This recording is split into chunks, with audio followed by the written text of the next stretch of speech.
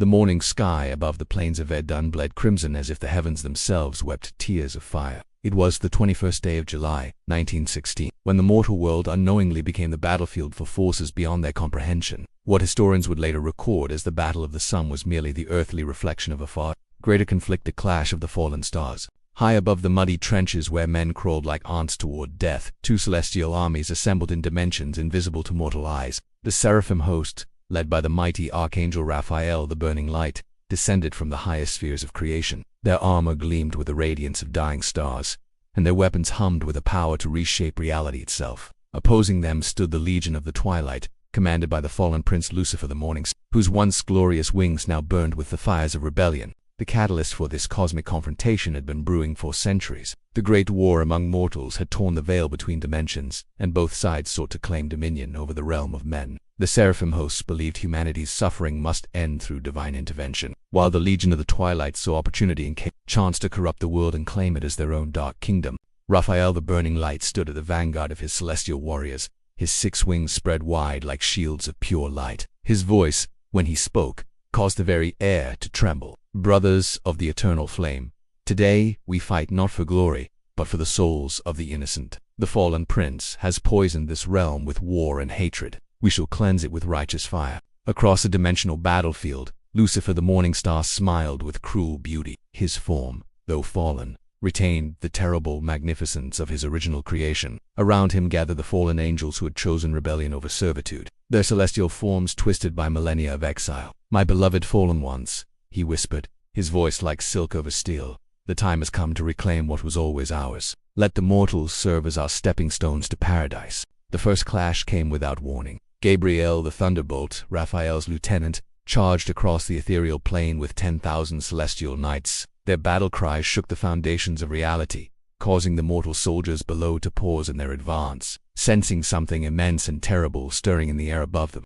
Michael the Destroyer, one of Lucifer's most trusted generals, met Gabriel's charge with equal fury. The collision of their forces created a shockwave that rippled through dimensions, manifesting in the mortal realm as the thunderous roar of artillery that would claim thousands of lives that day. As the two armies crashed together in a symphony of light and shadow, the fate of both heaven and earth hung in the balance. The clash of the fallen stars had begun, and neither side would yield until absolute victory was achieved or complete destruction consumed them all. By the 13th hour of the first day, the battle had evolved into a siege of unprecedented scale. The seraphim host had retreated to the Silver Citadel, a magnificent fortress that existed simultaneously in the ethereal realm and cast its shadow over the mortal city of Emu. The citadel's walls, forged from crystallized prayers and reinforced with the hopes of the faithful, rose like gleaming spires into the infinite sky.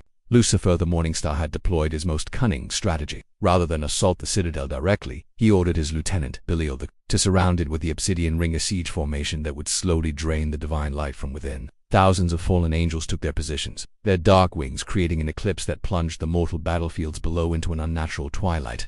Inside the citadel, Raphael the Burning Light convened his war council. Present were his most trusted commanders, Uriel the Flame of God, whose sword could cut through the fabric of reality itself, Rhaegel the Avenger, master of divine justice, and Zadkiel the Mercy, whose presence alone could heal even the most grievous wounds. The weight of their decision would determine not just the outcome of this battle, but the spiritual fate of humanity. The fallen prince grows stronger with each passing moment, Uriel the Flame of God reported, his voice heavy with concern. His forces feed on the despair rising from the mortal realm. Every death in their war below strengthens our enemies. Zadkiel the Mercy, his luminous form flickering with compassion, spoke softly. Then we must act swiftly. The longer we remain sieged, the more mortals suffer. Their pain becomes our enemy's power. This tactical understanding aligns with historical accounts from the Imperial War Museum's archives, which documented the psychological warfare aspects of the Great War's prolonged battles. Outside the citadel, Belial, the corruptor, began his dark work. He summoned the Whisper Wraith, or spirits of doubt and despair, to infiltrate the fortress. These ethereal beings seeped through cracks in reality, carrying messages of hopelessness to the defending angels. Some of the younger seraphim began to waver, their golden light dimming as uncertainty crept into their hearts. The siege's effects manifested in the mortal realm as well. The soldiers in the trenches of the Somme found themselves overwhelmed by inexplicable dread. Officers reported widespread desertion and what they termed shell shock, though they could not, that their men were feeling the psychic pressure of the celestial siege above. As the second day dawned, Lucifer the Morning Star himself approached the citadel's gates. His presence caused the very air to ripple with malevolent energy. "Brother Raphael," he called out, his voice carrying across dimensions. Why do you cling to this crumbling fortress? Join me, and together we can rule both heaven and earth. The mortals have proven themselves unworthy of salvation. Raphael the burning light appeared atop the citadel's highest tower, his form blazing with righteous fury. I have seen the depths of mortal courage. Fallen prince, they may stumble but they do not surrender. Neither shall we. The verbal duel between the two ancient enemies sent shockwaves through both armies. Some angels on both sides began to question their allegiances, remembering the time before the Great Rebellion when they had served together in harmony. As night fell over the siege, both commanders prepared for the decisive battle that would come with the dawn. The fate of the mortal realm hung in the balance, and time was running out. The third dawn brought with it a revelation that would change the course of the cosmic war. Deep within the Silver Citadel's archives, the scholar Enjo Metatron, the scribe, had discovered the location of the eternal artifacts that had bound the primordial forces of chaos since the beginning of creation. If these chains were broken, the fundamental laws governing reality would collapse, allowing either side to reshape existence according to their will. Lucifer the Morning Star, through his network of corrupted seers, learned of this discovery simultaneously. He immediately dispatched his most elite force, the Shadowblade Covenant, led by the terrifying Azazel the Destroyer, to race toward the hidden vault, where the chains lay dormant beneath the mortal battlefield of Raphael the Burning Light countered by sending his own elite unit, the Lightbringer Squadron, under the command of the warrior angel Chamuel the Seeker. The race to reach the eternal chains became a running battle across multiple dimensions, with both forces pushing through the veil between worlds. The mortal soldiers fighting in the mud of Passchendaele suddenly found themselves in the midst of inexplicable phenomena. Artillery shells would detonate in midair, struck by invisible forces. Men reported seeing flashes of brilliant light followed by impenetrable darkness.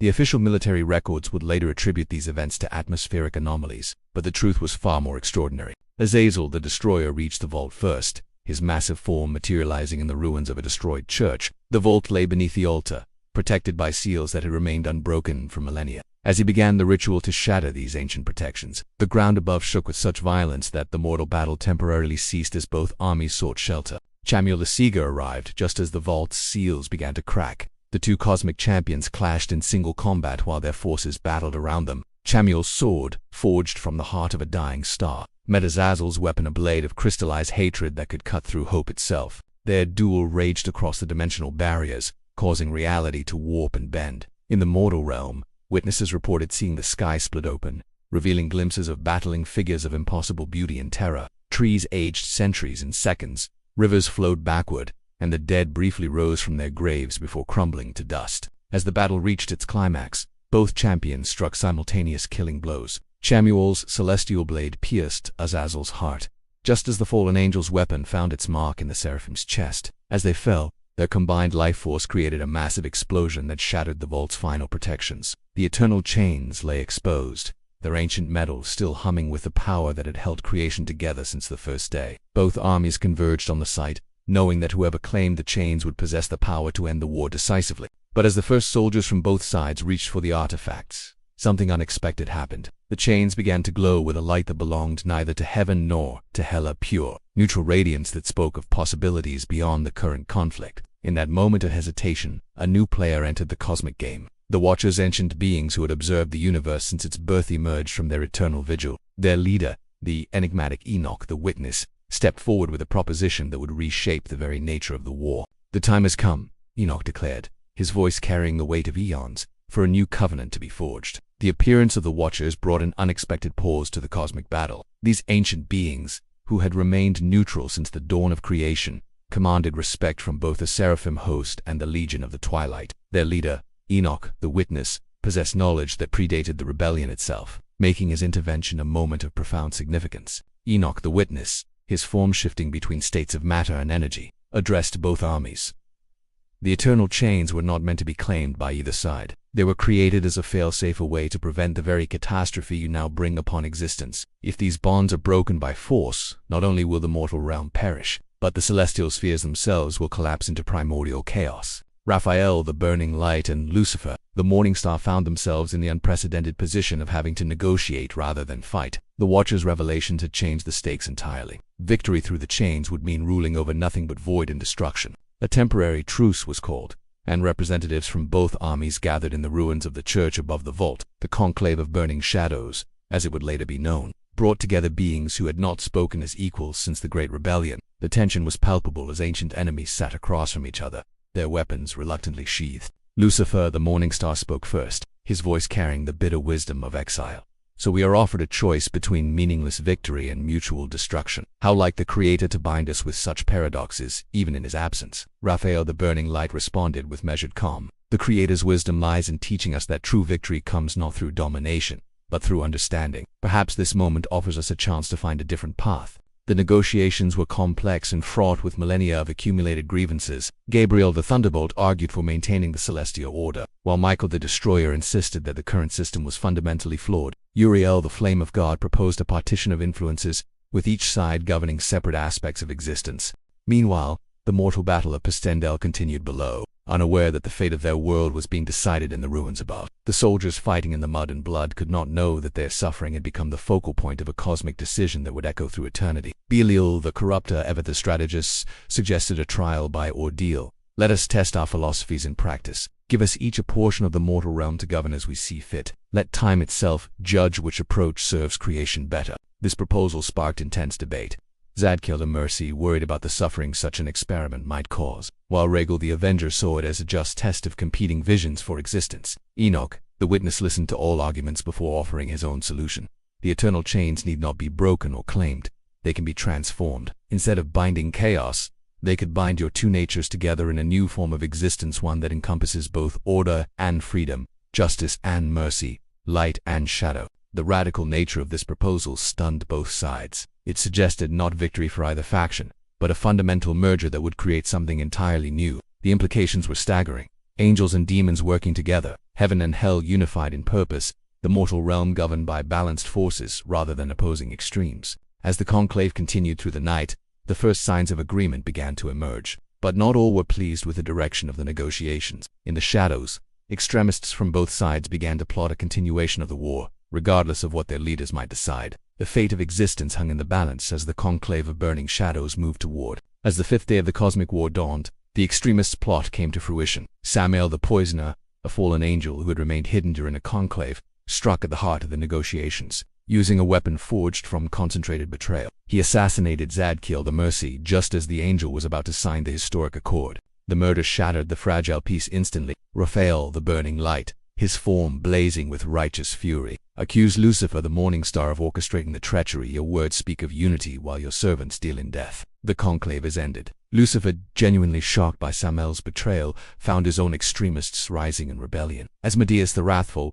who had opposed the negotiations from the beginning, declared, "The Morning Star has grown weak in his exile. I claim leadership of the Legion of the Twilight." The cosmic battlefield erupted into chaos as a three-way war began. The Seraphim hosts fought to avenge their fallen comrade, the loyalist fallen angels struggled to maintain Lucifer's authority, and the extremist faction sought to destroy both the conclave and the eternal chains themselves. This unprecedented schisma had immediate effects in the mortal realm. The Battle of Passchendaele intensified to horrific proportions as the dimensional barriers began to collapse. Soldiers reported seeing their fallen comrades rise and fight again, only to crumble to dust moments later. The very laws of physics seemed to bend and break as the celestial conflict spilled into the physical world.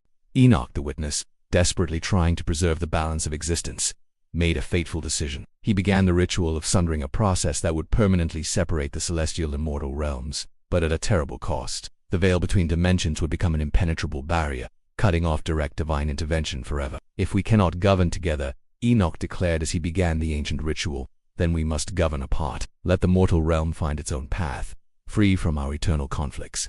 The sundering process required immense sacrifice. Metatron, the scribe, volunteered to become the living seal. His essence spread across the dimensional barrier to maintain the separation. As he began his transformation, his final words echoed across both realms. Let our sacrifice ensure that mortal suffering never again becomes the battlefield for celestial pride. Raphael, the Burning Light, recognizing the necessity of the sacrifice, made his own choice. He shattered his sword of starfire, using its essence to strengthen the barrier from the celestial side. We have failed in our duty to protect the innocent. Let this be our penance. Even Lucifer, the Morning Star, faced with the magnitude of what their conflict had wrought, contributed his own power to the ritual. The fallen prince's wings, once symbols of rebellion, dissolved into streams of energy that helped weave the new veil between worlds. The extremist faction, led by Asmodeus the Wrathful, made a desperate final assault to prevent the sun. They unleashed the Apocalypse Swarm, a horde of chaos spawn that sought to devour the ritual itself. The battle to protect the Sundering became the most intense conflict of the entire war. Gabriel the Thunderbolt and Michael the Destroyer, former enemies, fought side by side to hold back the swarm. Their combined might created a barrier of pure will that allowed the ritual to continue, though both knew they would not survive the effort. As the veil solidified, trapping the celestial forces in their respective realms, the mortal battle of Passchendaele suddenly ended. The soldiers, no longer influenced by cosmic forces, stumbled from their trenches in confusion, the inexplicable madness of war finally lifting from their minds. The sundering of the veil had saved existence itself, but at the cost of forever changing the relationship between the divine and mortal realms. The age of direct celestial intervention had ended, leaving humanity to forge its own destiny. In the aftermath of the sundering, both celestial armies found themselves fundamentally changed. The Seraphim host, led by the surviving members of Raphael's council, established the Etana Vigil, a sworn duty to watch over the mortal realm from afar, able to offer guidance but never again to directly intervene. Their sacrifice had transformed them from warriors into guardians, their weapons reforged into tools of inspiration rather than destruction. The Legion of the Twilight faced its own transformation. With Asmodeus, the wrathful, and his extremists banished to the void between worlds, Lucifer the Morning Star found himself ruling over a kingdom of fallen angels who had learned the price of unchecked ambition. The dark realm they now inhabited reflected their inner change, no longer a place of pure torment, but one of contemplation and gradual redemption.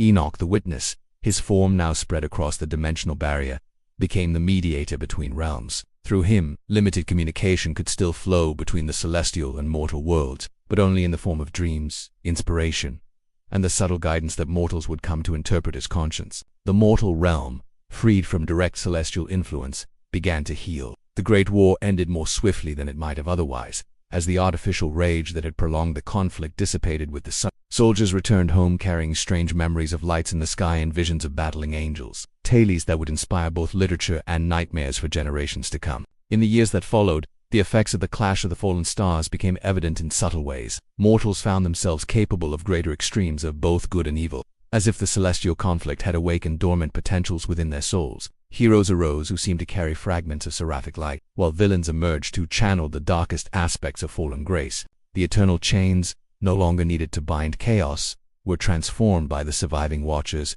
into the chains of remembrance, links that ensured the lessons of the cosmic war would not be forgotten. These chains bound the memories of the conflict into the fabric of reality itself, serving as a permanent reminder of the consequences of unchecked pride and ambition. Raphael the Burning Light, his form now dimmed but not extinguished, established the Order of the Silver Dawn, a celestial organization dedicated to nurturing the best impulses in mortal hearts. Through subtle influences and gentle guidance, they worked to help humanity develop its own moral compass, free from the dictates of higher powers. Lucifer the Morning Star, in his twilight realm, founded the Academy of Necessary Shadows, a place where the fallen angels studied the nature of choice and consequence. No longer seeking to corrupt or destroy, they became philosophers of the dark side of existence, understanding that shadow was necessary to give meaning to light.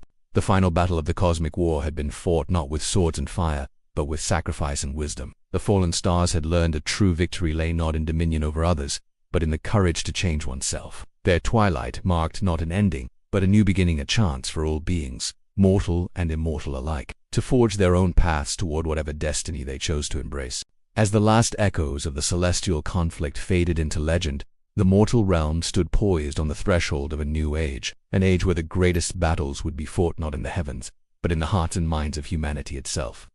The clash of the fallen stars had ended, but the war for the soul of existence would continue in ways both subtle and profound, played out in the daily choices of every living being. The stars themselves seemed to burn a little brighter in the night sky, as if reflecting the hard-won wisdom of those who had learned that the greatest strength lay not in the power to destroy, but in the courage to forgive, to change, and to hope for a better tomorrow.